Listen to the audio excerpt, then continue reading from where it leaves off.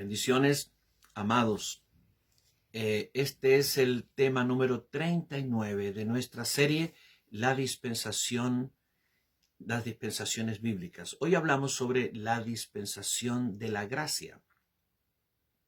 Y seguimos avanzando en esta comparación entre la ley y la gracia. Hemos aprendido varias cosas a través de esta comparación y hoy vamos a hablar acerca de los niveles de revelación de la ley y los niveles de revelación de la gracia. La ley sin duda vino por revelación de Dios. No inventó Moisés la ley, aunque el libro de Juan dice, capítulo 1, versículo 17, la ley por medio de Moisés fue dada. Así es que Moisés fue el instrumento. Moisés recibió la revelación de Dios. Dios le habló. Y por lo que Dios le habló, Moisés lo transmitió. Y es lo que se convirtió en la ley. No solamente las tablas de la ley, sino después el libro que Dios le dictó a Moisés para que él escribiera.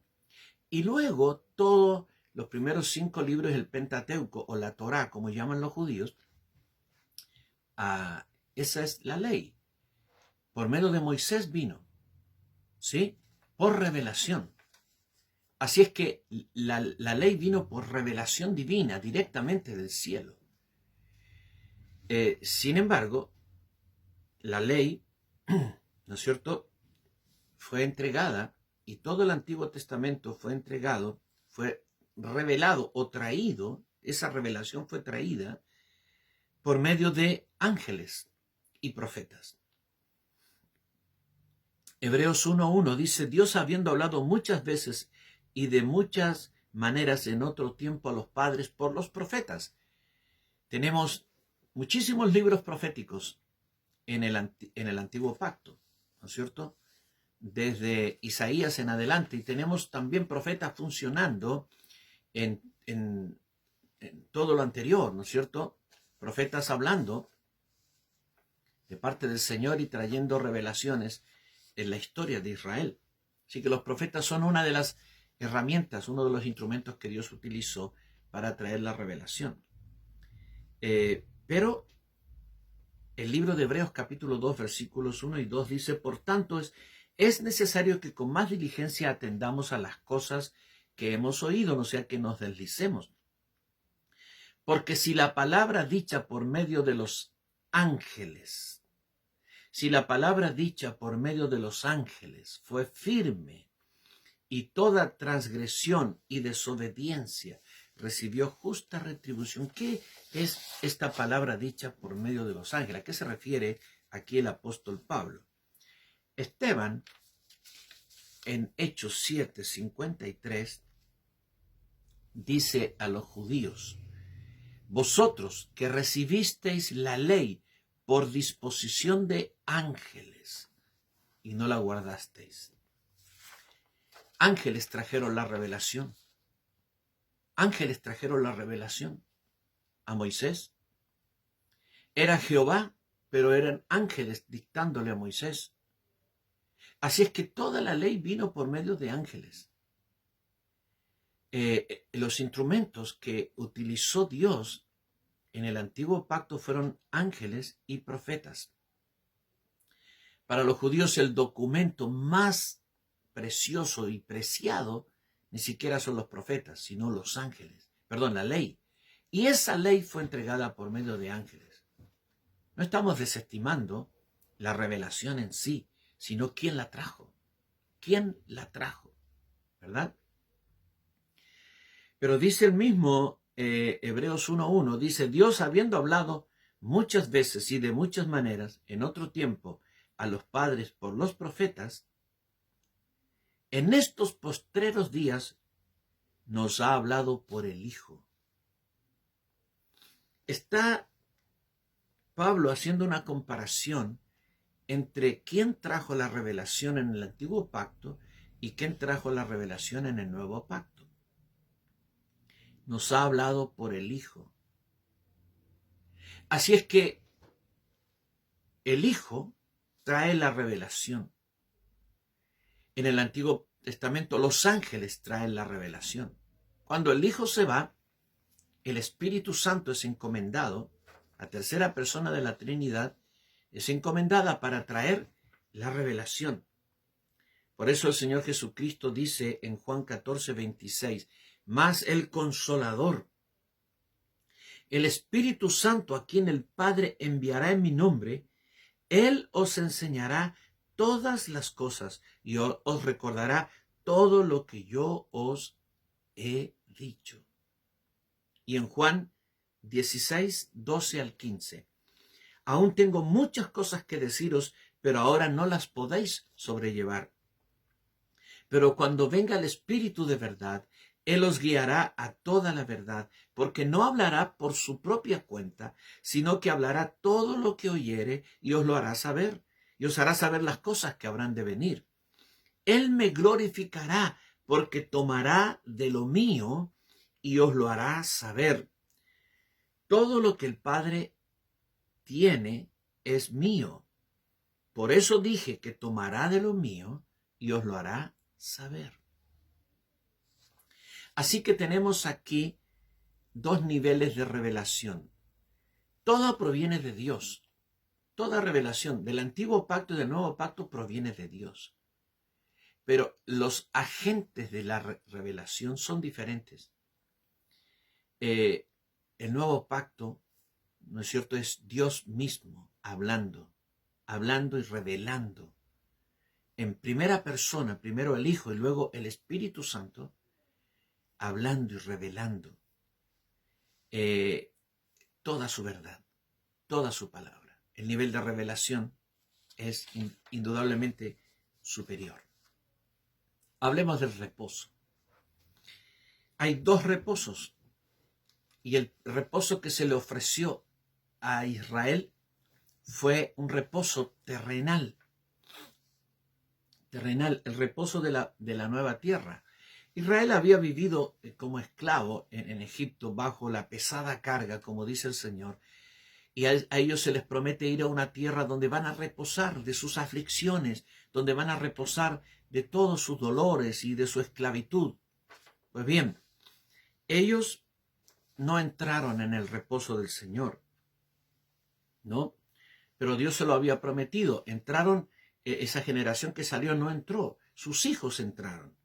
Por eso Josué dice, de esta manera dio Jehová a Israel toda la tierra que había jurado a sus padres, y la poseyeron y la habitaron en ella. Estoy leyendo Josué 21, 43-45. Y Jehová les dio reposo alrededor, conforme a todo lo que había jurado a sus padres, y ninguno de sus enemigos pudo hacerles frente, porque Jehová entregó en sus manos a todos sus enemigos. No faltó palabra de todas las buenas promesas que Jehová había hecho a la casa de Israel. Todo se cumplió. Todo se cumplió. Pero fíjate que el Señor dijo, no entrarán en mi reposo. No entrarán en mi reposo. Él hablaba de un reposo todavía superior. En Hebreos 4, 1-11. Temamos pues, no sea que permaneciendo aún la promesa de entrar en su reposo, alguno de vosotros parezca no haberlo alcanzado. Porque también a nosotros se nos ha anunciado la buena nueva como a ellos.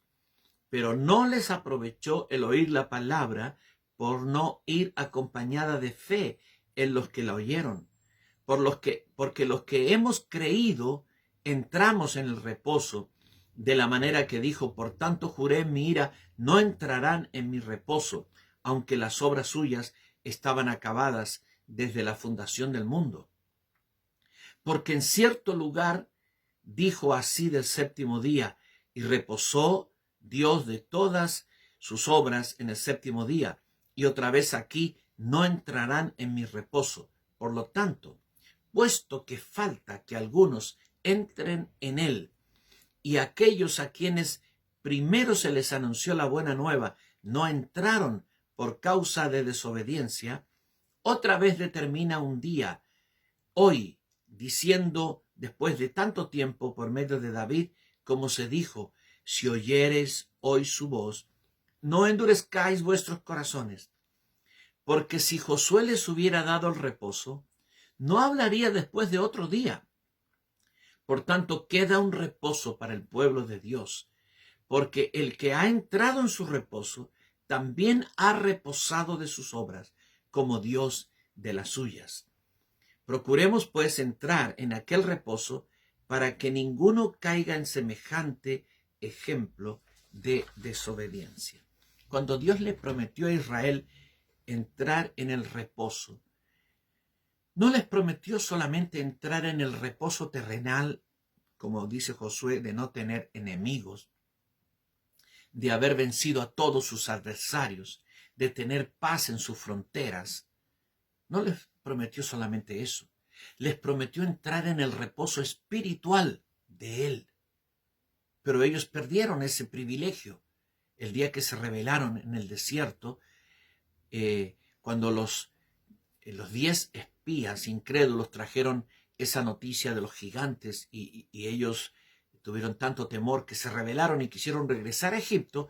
El Señor juró y dijo: no entrarán en mi reposo. Y ese reposo espiritual fue reservado para la iglesia, para nosotros. Por eso el Señor dice en el libro de Mateo capítulo 11, dice, todo aquel que viene cargado, dice, venga a mí y yo le haré descansar. ¿Sí?